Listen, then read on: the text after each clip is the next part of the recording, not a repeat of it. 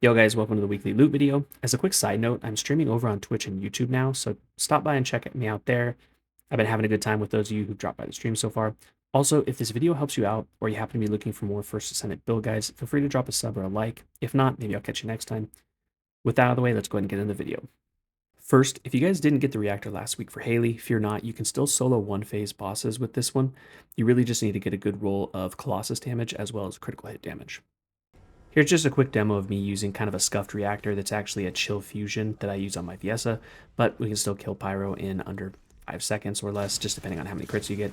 The plus side of this is you can also use this as a mobbing reactor if you happen to get a Thunder Cage roll on it. And we're going to be farming this in the Sterile Lands Ironworks in the weapon processing facility.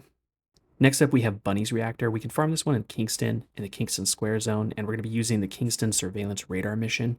As for rolls on this, you probably want to get a Thunder Cage. I personally like electric skill damage with skill cost reduction on it. And then for bossing, you can kind of use whatever weapon you want. And then as for the substat rolls, you're going to want damage to Colossus with critical hit damage. Last reactor I'm going to cover this week is going to actually be for several different Descendants. I like to cover this one specifically just because so many different Descendants can use it. As for the mission that we're going to farm for this, it's going to be in the White Knight Gulch zone, the hatchery area, and the mission's going to be the lower hatchery. Honestly, most of the missions over here are not very good, but this is probably the best bet for you to pick one of these up. The roles are going to be on the screen for both the farming and the bossing versions for each of the Descendants, so definitely grab one of these if you don't have one already. Moving on to the components this week, the first one we're going to have available is going to be the sensor.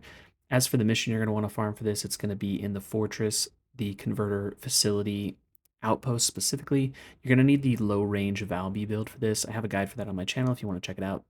But this is honestly kind of a little bit of an annoying mission to do just because the boss obviously doesn't have an immunity phase and he kind of wanders all over the place. So if you do have a friend that can get on sharen and stun the boss the entire time, it makes it much easier. However, you can still complete this by yourself.